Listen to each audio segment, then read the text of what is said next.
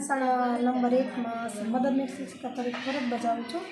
અમારી શાળામાં જે આ ભાવિકભાઈ મોટાણી છે, જીતેન્દ્રભાઈ પંડ્યા અને સાહિલભાઈ રાયચુરા તરફથી અવારનવાર બાળકોને શૈક્ષણિક કીટ આપતા હોય છે, તેમજ વિવિધ પ્રકારના નાસ્તા આપવા આવે છે। અને આજે સોમવતી અમાસ છે, તો અમાસના દિવસે અમારી શાળાના બધા જ બાળકોને સરસ મજાનું ભોજન આપ્યું। એમાં ગાંઠિયા, બટેકાનું શાક અને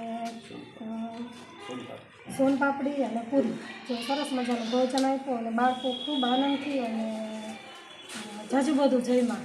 અને આ લોકોનો જે આ ટીમ જમાડવા આવે છે ને વારે વારે અમારા બાળકોને પ્રોત્સાહિત કરે છે, એ તમારો ખૂબ ખૂબ આભાર। આજરોજ અમારી શાળા પીએમશ્રી તાલુકા શાળા નંબર 1માં આ મિત્ર મંડળ દ્વારા એક સેવા કાર્ય બટુક ભોજન સ્વરૂપે અમારા વિસ્તારમાં એકદમ સરકારી શાળા હોય અને મધ્યમ અને મજૂર વર્ગના બાળકો વધારે પડતા આવતા હોય તો એમને એક સેવા કાર્ય તરીકે બટુક ભોજન આજે સરસ મજાનું રહ્યું। આવું સેવા કાર્ય આની અગાઉ પણ ઘણી વખત આ મિત્ર મંડળ દ્વારા કરવામાં આવ્યું છે, અવારનવાર કરે છે। અને આજે સોમવતી અમાસ જેવા પવિત્ર દિવસે સુંદર કાર્ય થયું તો અમારા બાળકો જમીને ખૂબ રાજી થયા અને આવા કાર્યો કરતા રહે અને એમને એવી પ્રેરણા મળે એવી શુભેચ્છા સાથે થેન્ક યુ।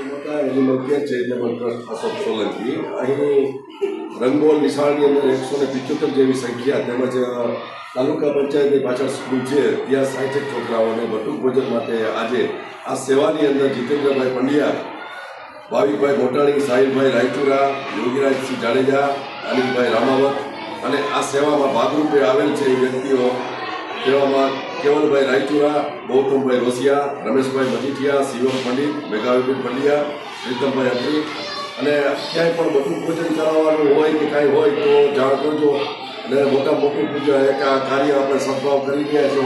સાહિલભાઈ તમારો ખૂબ ખૂબ આભાર। નવી સેવામાં લાભ દેજો, સેવા કરવા માટે તત્પર છે। જય સિયારામ, જય ગૌ માતા।